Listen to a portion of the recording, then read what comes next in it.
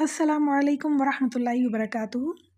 سورۃ البقرہ آیت نمبر 186۔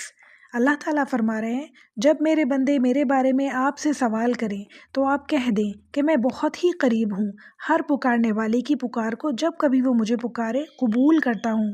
اس لیے لوگوں کو بھی چاہیے کہ وہ میری بات مان لیا کریں اور مجھ پر ایمان رکھیں، یہی ان کی بھلائی کا باعث ہے۔ یہ آیت اتنا زیادہ دل کو سکون اور امید دلانے والی ہے کہ انسان کبھی بھی مایوس نہ ہو، اللہ کی رحمت سے کبھی مایوس نہ ہو۔